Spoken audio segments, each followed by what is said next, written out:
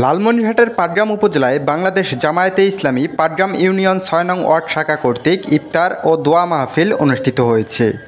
লালমনিরহাট ১ পাটগ্রাম হাতীবান্ধা আসনের জামায়াত মনোনীত সংসদ সদস্য প্রার্থী আলহাজ আনোয়ারুল ইসলাম রাজুর সার্বিক সহযোগিতায় আজ ২৬শে রমজান ইংরেজি ২৭ মার্চ ২০২৫ পাটগ্রাম ইউনিয়নের ৬ নং ওয়ার্ডে অবস্থিত ২ নং ঘোনাবাড়ি সরকারি প্রাথমিক বিদ্যালয় মাঠে এলাকার প্রায় ৫ শতাধিক রোজাদারের জন্য ইফতারের আয়োজন করা হয়।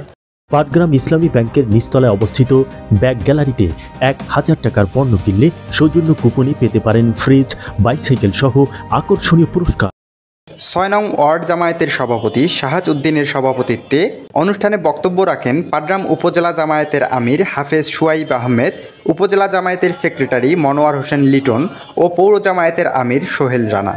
এ সময় আরও উপস্থিত ছিলেন পাটগ্রাম ইউনিয়ন জামায়াতের সভাপতি আবেদ আলী, ইউনিয়ন জামায়াতের সেক্রেটারি আব্দুল জলিল, শ্রমিক কল্যাণ ফেডারেশন পাটগ্রাম ইউনিয়নের সভাপতি শহীদার রহমান, ৬ নং ওয়ার্ড জামায়াতের সেক্রেটারি আব্দুস সুবাহান সহ জামায়াতের বিভিন্ন পর্যায়ের নেতৃবৃন্দ।